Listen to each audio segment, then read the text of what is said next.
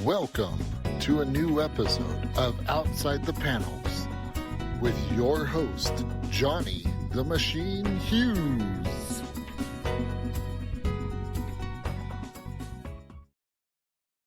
Welcome everyone to an episode of Outside the Panels. I'm your host, Johnny the Machine Hughes. Now, as you know, comics come in all shapes and sizes, whether it be the superhero crowd, whether it be the Kickstarter crowd, or whether it be something a little bit more mature. This time around, I have got a book.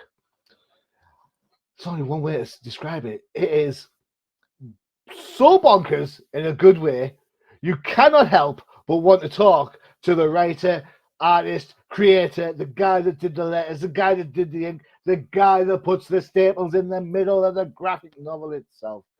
I'm, of course, talking to the uber talented Mr. Dave Baker. Dave, how's it going, sir? I'm well. Thank you for having me. Thank you for having me. Hell of an introduction. Thank you. What can I say? What can I say? Before we get to your book, your name has crossed my review pad on occasion, and when I saw your name and I checked out your stats, it appears you have spent some time in the old world of Star Trek. Yeah. I wrote the Star Trek Voyager mini series 7's Reckoning, drawn by Angel Hernandez, and then I wrote a story for Star Trek Waypoint about Ezri Dax, illustrated by Nicole Gu and colored by Mikel Muerto. I'm a huge Star Trek person. I'm obsessed. Is that how we say that you're a Star Trek person now? No Trekkies, Trekkers, or anything like that? No.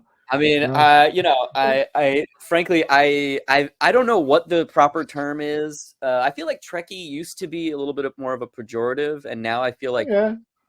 Now that I don't even think that's really a thing, because Star Trek fandom is so its own encapsulated ecosystem that I feel like the mainstream awareness of what Star Trek is kind of just like, oh yeah, this is like people who like Star Trek or whatever. Yeah. But I literally actually I just finished watching Star Trek New Voyages / Phase 2, the James Cawley fan series made by anybody doesn't know, it's a literal 10-episode feature length TV show. All the episodes are exactly like they would be in the 60s. And it's made by a guy named James Cawley who lives in upstate New York, and he's an Elvis impersonator, and he stars in the thing as James Kirk, and he spends all of his Elvis impersonation money building Star Trek sets on a warehouse in Ticonderoga. So, yeah. Fair enough. I'm a bit of a Trek fan. You said that Trekkie as a term is quite pejorative. Do you think that the term geek has also translated from being that kind of half-assed insult now to being like, hey man, the geek shall inherit the earth? Yeah, totally. I mean, to be clear, I actually like the term Trekkie. I don't have any real. I think I probably would prefer Trekker, but I don't. Trekkie is fine. I don't really care. But I know that at a certain point in time, that was a big divide in the fandom. Yeah. When the next gen kicked off, wasn't it? Really, you're either like old school or you're like next gen. For some daft reason, you can't like both. Yeah. I mean, to be fair, those first 2 seasons of Next Gen are a little rough, and they're there's some pearls in there, some pearls. Oh yeah, I like it. I like I think that they it's the Roddenberry box, right? Like he was so consumed with this idea that there would not be conflict between our characters on the Enterprise that it really limited narrative potential in those first 2 seasons. Tragically, when he got sick and had to step away and got pulled into the movies, I think that kind of freed up some narrative real estate for people like Michael Piller and Rick Berman and Brandon Braga and Ron Moore and definitely, which then translated to Deep Space Nine massively. Oh yeah, I mean you can tell just like immediately that the gear shift between Ira Stephen Bear being like, all right, I'll only do this if you let me have conflict between the people. You're right. The first, there are some tepid episodes in that first season. Mind you, you get that everywhere. I have a huge soft spot for the first season Babylon 5, even though I know it's alien of the week, apart from maybe a handful of episodes. But those handful of episodes just show how great it can be. Same with Smallville. Smallville was mutation. It was Green Rock of the Week monster, and you're like, but again, that found its feet eventually in its overall narrative. So I think all shows go through that. X-Files. Yeah, I mean, I think there's this fallacy that, the more you have a writer make God documents and pitch documents and decks and, plan things out, the more the show will be able to develop and find itself before you start spending the money. And in my experience, it's the magic of making the thing is what tells you what it is and how to make it. And sometimes unfortunately, you just have to burn the money making the thing that's maybe not the best it could be in order to figure out how to make it the best that it can be. Especially because actors bring so much to their roles and writers lean into what the actors are bringing, and it becomes a symbiotic organism, like it's Yeah, I get it. I mean, I think as much as I love first season Babylon 5, I don't think it hits its peak to get rid of Sinclair and Sheridan comes in. Yeah, totally. Then from there, it's like all head captain, Yeah, definitely. You can't have one character who's the religious guy, then the war guy, then the political guy. You can't have three different guys played by one person. So splitting them up as having spiritual versus military and then moving into politics makes more sense logically. So the show benefits from that. What did he leave the show for? Was it like he had undiagnosed schizophrenia or it was mental health, and I think the network was saying that he wasn't as dynamic an actor, the ones to kind of build some of that kind of that action element of that. And Babylon 5 season 1, whilst there are some action episodes, there are quite a lot of setups for down the line, isn't there? Really, right? So, with all the coshisms. Talking then as a collaborative event, how is it then if comics are also collaborative? You've got writers, artists, inkers, colorists, letterers. How is it you manage to fire everyone and just do it all yourself, man? Do you just want all the paychecks? Is that how it works? Yeah, all of those paychecks. Yeah. Get me a union guy on the phone. I'm getting 4 paychecks. yeah, exactly. I mean, to me, I've made a bunch of graphic novels. I've worked a lot with a recurring cast of people, and the most notable of which probably being my partner, Nicole Gu. We've made 6, 5, 3, 7, who depends on how you count, graphic novels together.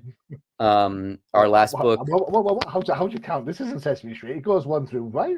Surely. No, not really, right? Because it's like, how do you do you count the self-published stuff? Do you count the zines that we've made? Do you count, all of these weird, okay, fair enough, fair point. So we've made a bunch of stuff. Like our last book, Forest Hills Bootleg Society, was published by Simon & Schuster, and then translated and published into French. And we went and lived in France for a while and did a signing tour and a bunch of French. Dude, yeah, it was great. It was super fun.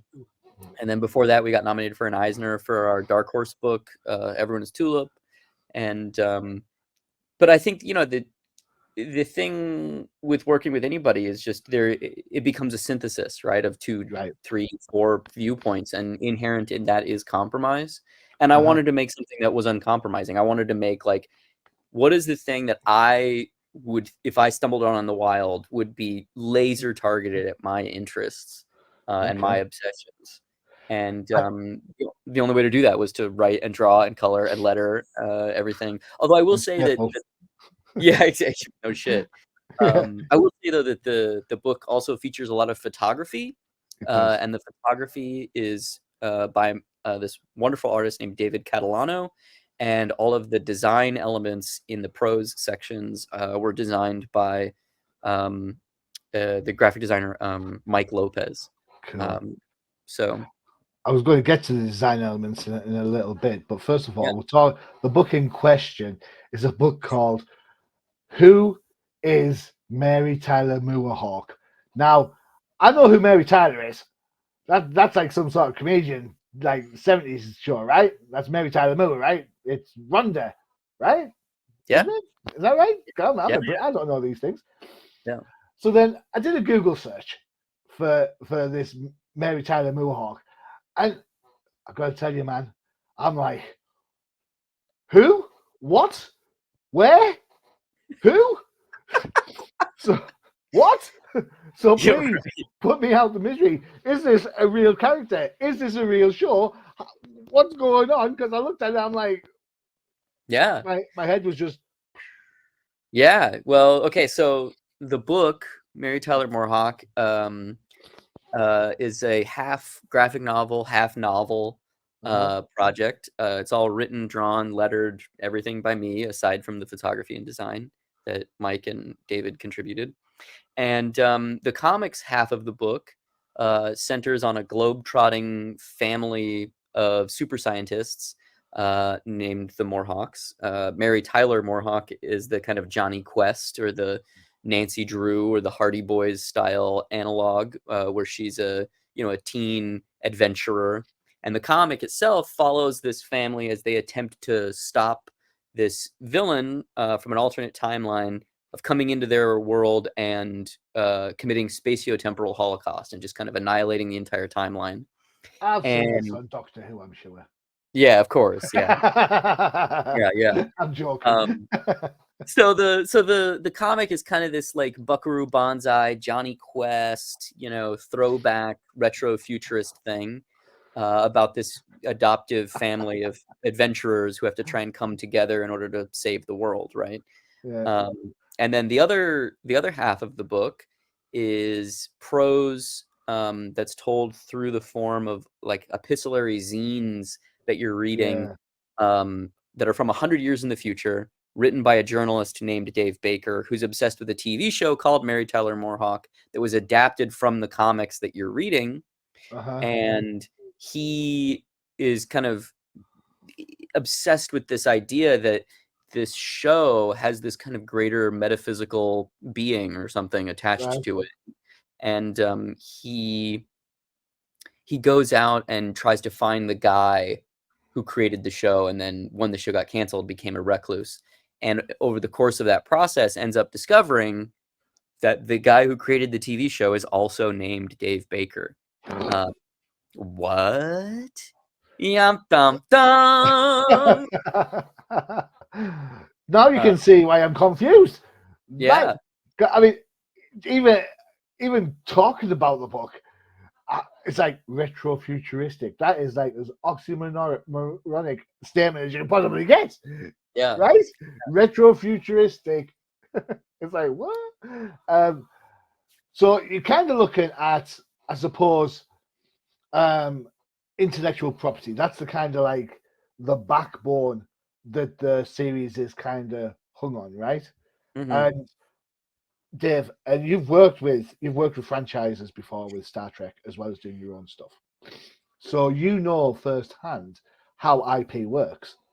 And I must speak to a whole chunk of comic creators, rightly or wrongly, will come on the show and they'll say, "Oh yeah, great, we've got this. Oh, I can't tell you about this, but we're in discussions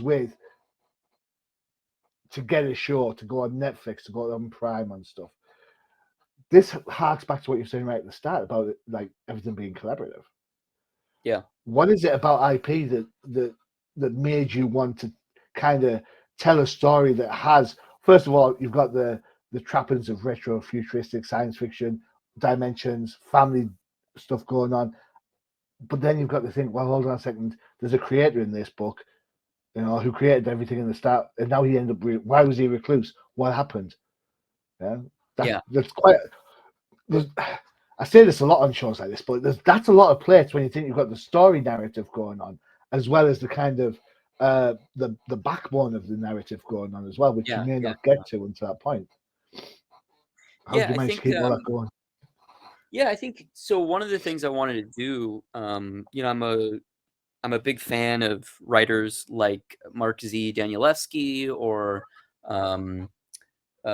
David Foster Wallace. And one of the things that they do so brilliantly in their prose writing is that they kind of break up the real estate of the page, right? They have like the main, specifically with Danielewski, like his book House of Leaves is so formally inventive in that, like, you're reading a main narrative, and then in that main narrative there's all these footnotes and digressions and weird side things, and at a certain point the book starts like unmaking itself, which is really interesting.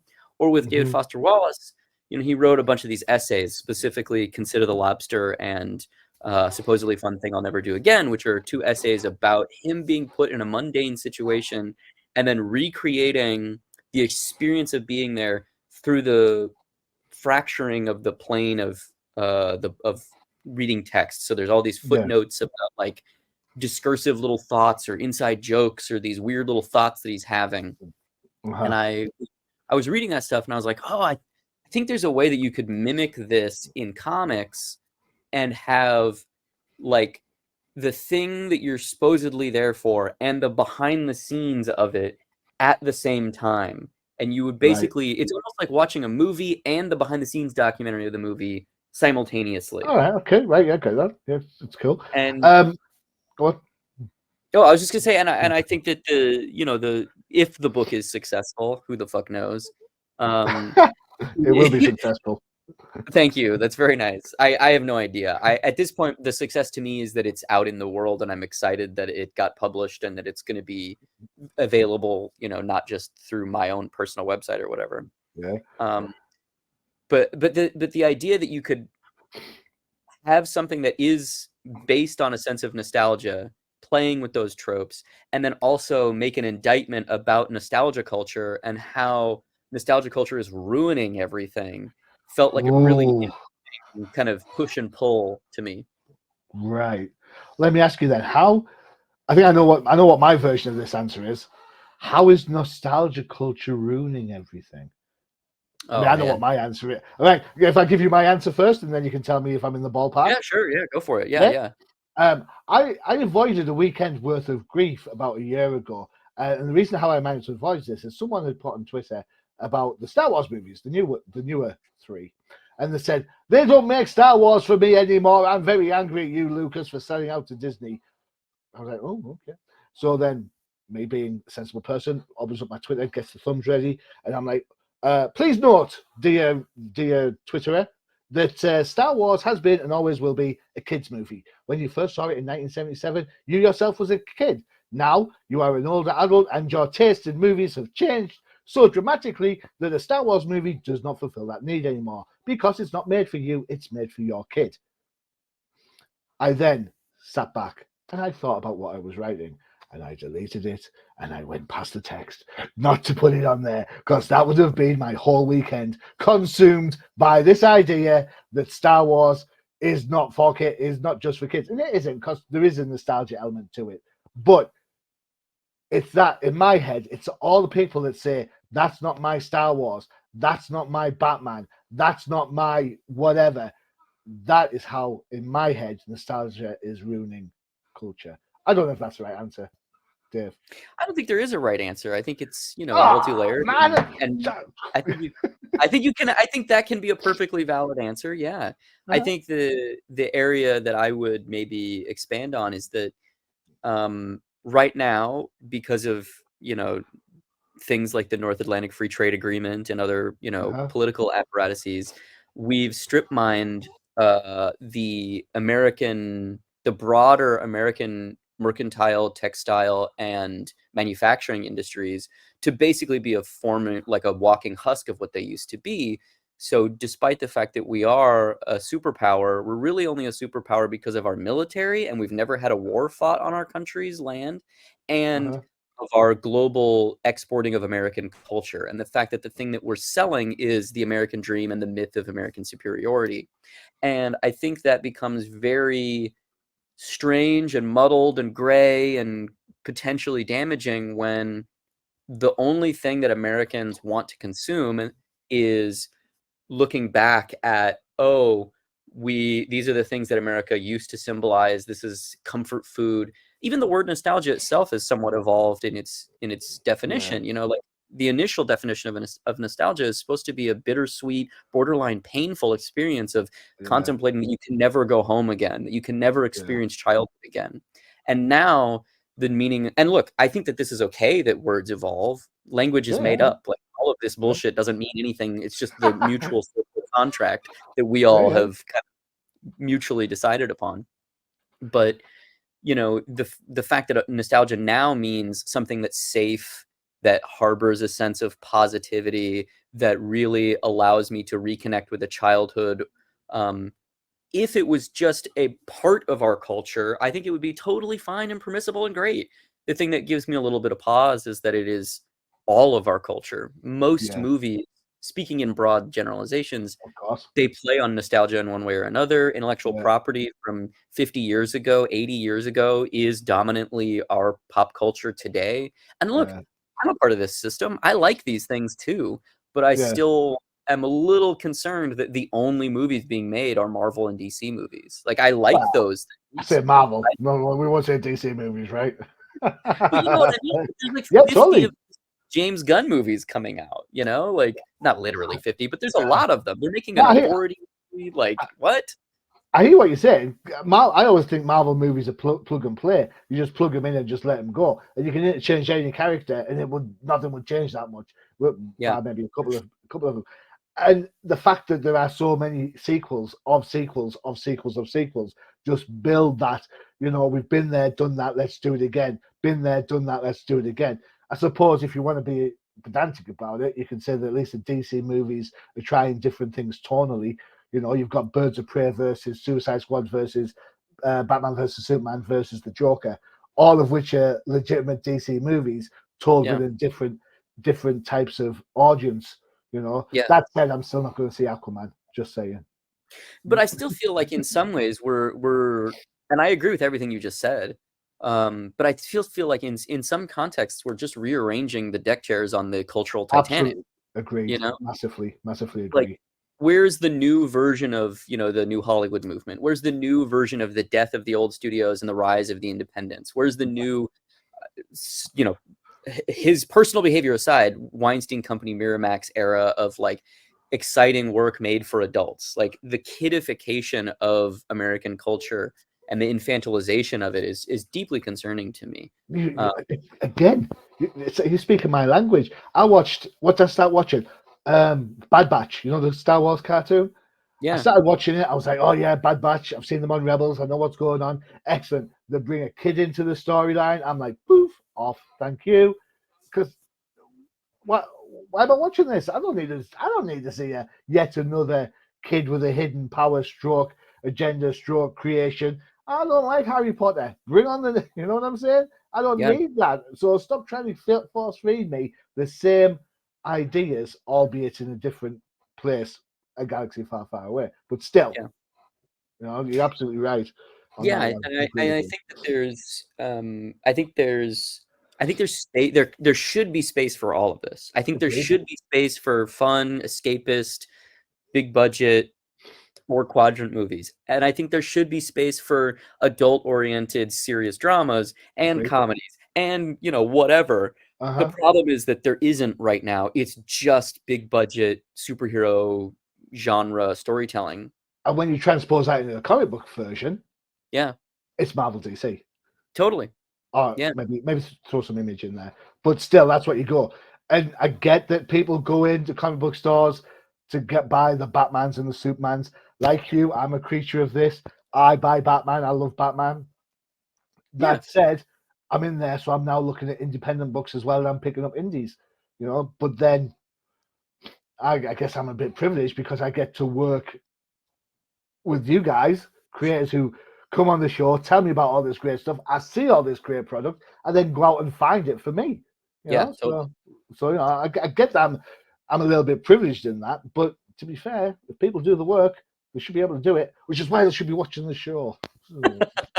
But I think that's all. This conversation is directly related to the future segments in my book, where it's like, the book takes place 100 years in the future, where this journalist lives in a world where all physical objects have been outlawed. Basically, there's a big political thing that happens in our near future, and he becomes a part of this underground subculture called physicalists, and they're people who are obsessed with things from the past and nostalgia in the way that we think of nostalgia now. And you know, the idea of collecting comic books or movies or, you know, records. And so he goes to these like underground swap meets and buys things and hoards them in his apartment, and nobody knows that he has them. And if they did, he could get in a lot of trouble.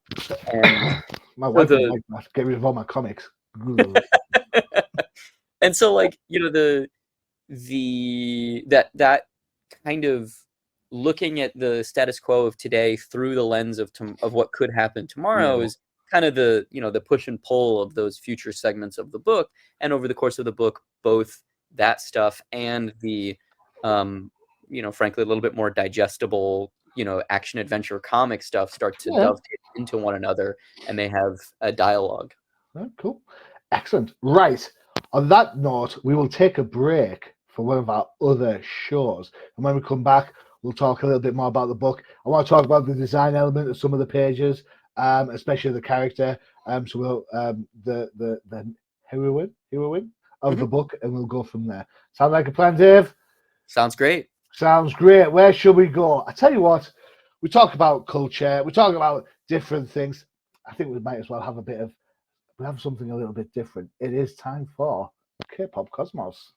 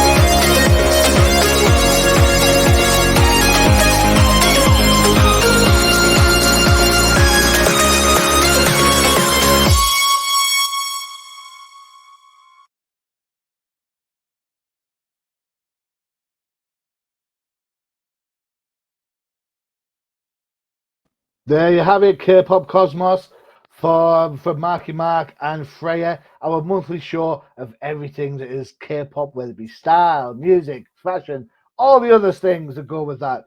I have no idea what goes on in that show. She promised me fishnets. I haven't seen fishnets yet, so you know, it's a new year. Freya, I want fishnets. All right, okay. What can I say? I am a man of my black canary ears. Let's talk about design of the book. We've already alluded to it a couple of times. You go from the kind of 9-panel comic page, which we looked at previously. Then there's kind of a myriad of different text panels, text pages. I've picked this one purely because I like the way it's stuff. The black on the pink works brilliantly, and pink's such a prevalent color throughout the book. My first question, I guess, is how difficult was it to entwine all these different mediums into half prose, half graphic novel, kind of like a half comic, half documentary type thing? Yeah. Well, I think I'm somebody who does not struggle to come up with ideas. So I'm constantly like, oh, what if we, and what if I, and oh, how about, and so a lot of these things are kind of from that just font of ideas that I constantly have. And this page specifically is the title pages of the various chapters in the comic book section. They have this motif where there's always our main cast and a bunch of supporting cast, like jumping or running or kind of leaping through the air. And they all have these little footnotes that kind of, if you turn the page, gives all the backstories to the various characters and world building. So this specific page is a perfect example of me just writing a bunch of fake biographies for characters you're probably not going to get to know all that well. What's no spoilers who croaks it then, right? So what's with pink? What do you mean? A lot of pink in this. There's a lot of pink in this book, my friend. Yeah. Did you run out of other colors? I like the color pink. I don't know. I don't have a problem. I just don't normally see this much of it. So Yeah, I was just there's a curious. lot of it. Yeah, for sure. Yeah.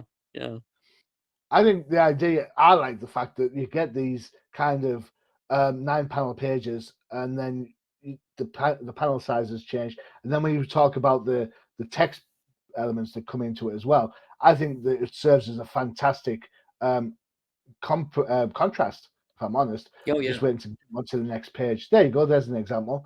You know, that's absolutely a massive contrast from what you were looking at. It gives that, I suppose, the reader a little bit of a break from what they expect.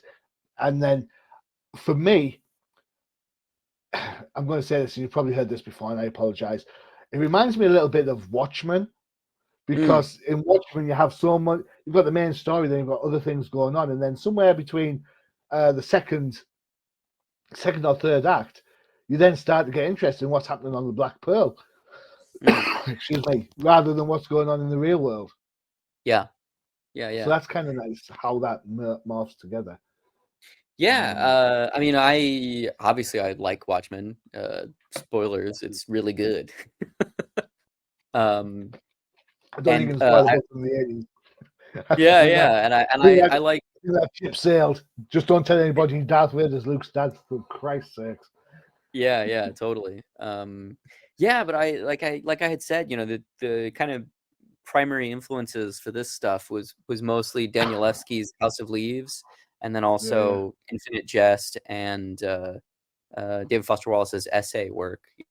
You know, supposedly fun thing I'll never do again, and kind of pairing that with the way that a lot of comics catch people up using editor's notes and footnotes. You know, I felt like there was kind of an interesting dialogue between this kind of like highbrow use of footnotes and a lowbrow use of footnotes, because usually the comics footnote mechanic is literally just please go buy something else. You know, it's that thing happened in issue 27, where the more literary version of it, you know, a more maybe aspirational highbrow version is specifically about trying to fracture the data stream in order to replicate human thought, or to have, like, specifically House of Leaves, if anyone hasn't read it, is a novel about a documentary called The Navidson Report, which is about a guy who figures out that his house is bigger on the inside than on the outside, and it keeps getting bigger, and he gets lost in the house.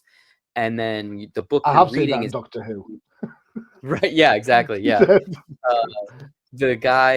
The book that you're reading isn't actually like that documentary. It's a thesis that a grad student who's a blind man named Zampano has written about the Navidson Report, and then that has been found in an apartment by a tattoo artist in Hollywood in the late 90s named Johnny Truant.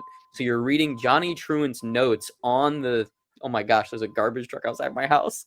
It's fine. You're reading Johnny Truant's notes on Zampano's essay on the Navidson Report. And that kind of like, yeah, really like weirdly layered. Yeah, the multiple layers. Yeah, totally. And that's kind of what I was trying to accomplish with this stuff, where I wanted to take the ideas of fandom and nostalgia and a personal ownership of an idea and pair them against the creator's idea of what the thing should be, what a creator's relationship is with a creator's relationship to fandom, and how all of those things kind of circulate.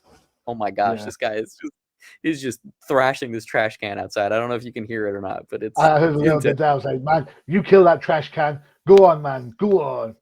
Yeah, totally. So I think this is super ambitious. And I'll tell you, I'll give you an example. When I was in hospital a few years ago, nearly a decade ago, for something quite serious. And my brother gave me a book on Springsteen. I love Springsteen, right? So I started reading this book about Springsteen. It's a kind of life story of a journalist who loves Springsteen, and he breaks his life into 10 or 12 different segments, each one relating to a Springsteen song, which relates to a part of his life. Right? Cool. And And there's some absolutely stinker songs in there. Anyway, that's not the point. But the guy then starts writing his story about his thing, and then at the bottom, there's like footnotes at the bottom of each page to kind of give extra context and stuff. I find that I started reading the footnotes ahead of where I was supposed to be reading in the text because I was like, you know what, I'm going to get prepped for what's coming because I don't want to have the break in like the narrative, then have to dig through where am I at with the footnotes. So it's an ambitious idea to put forward to someone. You are trusting the reader a hell of a lot to get the reading order right? Yeah, and I think that there's no right or wrong way to read it either. Like I know both, when the thing that's interesting to me is the way that manifests in the different things that I was just talking about, right? Like the footnotes in House of Leaves are like text and then footnote at the bottom. The way the footnotes manifest in David Foster Wallace's Infinite Jest are the body of the text, footnote, and then in the back of the book, the footnote. So you end up moving while you're reading like a lot. And I don't know that it's as successful when done that way. Because you have to move from the page. Yeah, totally. And so I wanted to make something that, was ambitious and had a little bit more of a literary intent and was really swinging for something. Whether I succeeded or not, I don't fucking know. But I tried, right? I tried. I think it does. I think it's great. Thank it's you. As I said at the start, it's bonkers, and you've got to read it more than once. Yeah. but it's a ride. It's woo. Yeah, so definitely. Yeah, and I think that the idea that footnotes become almost more important than the text is really fascinating to me because I think that there's something about like the fact that you're a comic book reader and you started reading that way totally makes sense to me. Because we as comic book people are very like, yeah, but what's the weird inside baseball thing? What's the like side story? Give me the like weirdo anecdote from some guy at a convention who says he saw Bob Kane get slapped by, fucking Steranko or whatever. Yeah, totally. Yeah. And so it's interesting that you were reading the footnotes first. Because I could see somebody doing that with my book too, just in order, like you're saying, either to not break up the flow or because of what I'm talking about, where you kind of want the like weird details in order to give texture as you're reading the thing. The thing is, you can't put those weird contextual elements into the main prose because that would then Tolkienize your book and you end up with a book that's like this long for like one paragraph. It's like, so you've got to break it up somehow. Excuse me, I've got a bit of a cold coming on. So I've got this page. Excuse me. And I want to ask you a question. You're a writer, creator, artist. Which do you find, I suppose, which comes more natural? Not which comes better, which comes more natural. Do you find that the story kind of writes in your head and then you put the images to what you've thought about, or is it images first, then put the kind of like how we got there to it? Or is it more just kind of you've been doing it so long it just kind of just mashes all together naturally? Yeah, I know Frank Miller often talks about how it's one thing to him. And to me it depends. When I'm writing for somebody else, it's definitely the story first and then I'm coming up with the images. Whereas when I'm drawing, I think it's actually because of my limitations as an artist, I need to start drawing first in order to figure out what it is that I'm doing. So I often work Marvel style with myself where I'll have like a rough outline beat it out, but not a full script. And then I'll basically just draw a page from scratch and then go back in and dialogue it afterwards. But I love coming up with character designs. I love, especially stuff like this where I don't ever have to really draw all of those robotic parts every page. I could just draw it once and it can be a cool drawing and I can fucking call it a day. Everything from this point on is then therefore implied, isn't it? When you see the character, the reader fills in the rest of the gaps for you. So that's cool. Yeah, totally. And also the simple fact that half the characters on these fucking title pages like almost aren't in the book at all. You know what I mean? Spoilers. Somebody's looking at this now thinking, man, I really love that character there. And you're like, yeah, he's not in it. Sorry. Yeah, I mean, the joke, I guess, for this stuff to me is that it would be something like, it would feel almost like a Buckaroo Banzai or something where, Buckaroo Banzai is like the joke of that movie is that it's like the 4th movie in a franchise that doesn't exist. And so a lot of these Mary Tyler Moorehawk things are the same way, where they have callbacks to in-universe things and footnote mechanics that tell you about previous adventures that didn't happen. And so what better way to kind of drive that joke home than to have this massive sprawling cast of all these super cool fucking characters. I mean, super cool characters, that you really want to spend time with, and then just have them not be in the book. You know what I mean? Like totally. That's really funny to me. Yeah, you know, you've kind of created a rug for your own back there, Dave. What if people read this book and then they think, you know what? I want a Mary Tyler Moorehawk book. God damn it! I want that book. You're gonna be like, yeah, but you'd be like, no. You know, I can just imagine an image of IDW ringing up and saying, about that book, can you do like a 6-issue mini? Thanks, cheers. Yeah. I mean, like, hey, if someone wants don't to worry, do that, we've got plenty of pink ink. Don't worry, we're fine. Right. Yeah. I mean, if somebody wants to do that, I'm down to have the conversation. I think that it's more interesting when the comics and the meta narrative are like in dialogue with one another. And honestly, this book was really hard to sell. Like, the fact that Chris Staros at Top Shelf saw it and believes in it and was like, oh, I see what you're doing. You're really trying to do something, you know. I think that speaks volumes of his character and vision. Because I did literally get offered a deal at a different publisher that was like, hey, we're interested if you don't do any of this other stuff. And you're like, none of this prose stuff. It's just the I basically was just like, I don't really want to do that. I can just imagine. They're the sort of people that go to a restaurant and say, excuse me, can I have kind of steak and fries? Hold the steak. Yeah. Right. Yeah. Can I have a cheeseburger but with no burger, please? Yeah. Yeah. Because to me, like, to me, the interplay and the intertextuality and the commentary, and then the thing itself, and then maybe the thing itself becomes the commentary, is really, that's a fun push and pull. And I understand that it's not going to be for everybody, and I understand that it maybe isn't as commercial. But to me, that is that's what I wanted to do. You know, that's what I wanted to. I think you should have faith. I absolutely think you should have faith. I think there's a whole raft of comic book readers who buy into the idea that comics just aren't superheroes, capes, and cowls.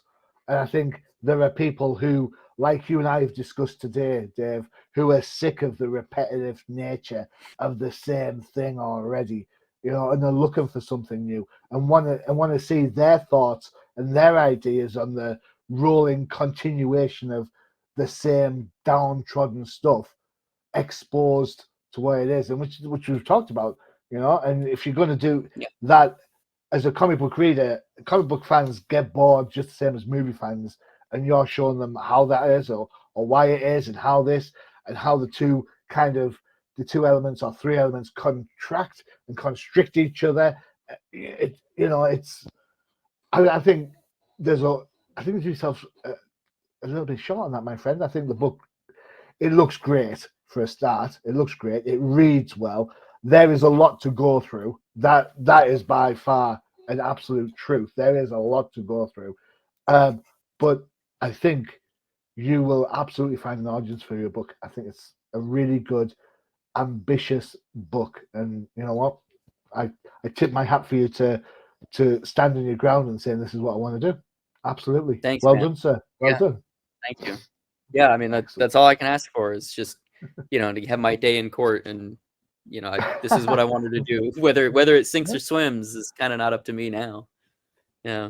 No, it's going to swim massively. I can see this being huge. Absolutely. Cool. Right. There we are at our time point. Time for us to show a couple of things. If you need more David Baker in your life, and who honestly doesn't need more Dave Baker in your life? It's as simple as that. You know, there's a website right there. Yeah, cool. Go check it out. Whole host of different things on there, and you can follow Dave on Twitter. Yes, I'm calling it Twitter. No, I'm never going to call it. It's always Twitter. It always will be. Sorry. So it's at that, at xDaveBakerX. There you go. to keep up to date with Dave and everything that is Mary Tyler Moorehawk. The book itself, Dave, is out on the 13th of February. Correct? Indeed, absolutely. Yeah, don't leave me hanging, man. I'm trying to sell your book. You know. So it is in diamonds. It's in previews. So the code, if you are looking for it, it doesn't have the code because it's past FOC. Oh no, there it is. Sorry, it's DEC. That's Delta Echo Charlie 231104. Get down to your local comic book shop. Give them that code, and they'll be able to get you a copy in pronto. There you go. All done and done. Dave, last 30 seconds. Give us your 30-second take on why people should be checking out Mary Tyler Moorehawk. Well, if you like things like Buckaroo Banzai, Johnny Quest, Nancy Drew, House of Leaves, Infinite Jest, maybe some Pynchon, if you like Gravity's Rainbow, Cool, yeah. Raw Shark texts, I don't know. If you like weird, ambitious bullshit, if you like movies like Mad God, or maybe I don't know. If you like the Avengers, if you like Avengers Endgame, just come over here. It's not going to be that similar, but if you squint, it might be. If you squint and turn your head slightly. Yeah, if you like Spider-Man or the X-Men, maybe there'll be something in there. That's not true. That's not true. I'm not buying that one. Okay, never mind. If you want to read something that's ambitious, if you want to read something that tells a story, it looks at IP, it looks at how IP is evolved from creator to production across different genres, with a book that explores different media in storytelling methods, then this book is for you. How's that sound? That sounds great. Thank you. I should do this for a living. Dave, it's been an absolute pleasure having you on the show. Thank you so much. You must be really busy with the book due out on the 13th of Feb, so I appreciate you taking all the time, man. Absolutely. Yeah, absolutely. Yeah. Thank you for having me. Thank you for the kind words on the book. This is a super fun time. Cool. Excellent. Thank you very much. That's it, guys. Time for our exit. Don't forget to check out the UCPN for all your favorite shows. You saw the trailer for it earlier, K-Pop Cosmos. And if you do like Marvel and X-Men and Avengers, check out the No Prize podcast for all your Marvel news. You've got the Definitive Crusade for all your DC fans. And if you like books from yesteryear with the dreaded word of nostalgia, check out the Old Timers Comic Book Show, where the hosts aren't old, but the comics most certainly are. Dave, one more time, thank you very much. Really appreciate your time. I've been your host, Johnny the Machine Hughes. And as always, adios. Visit undercovercapes.com for the latest and greatest podcasts via the Undercover Capes Podcast Network.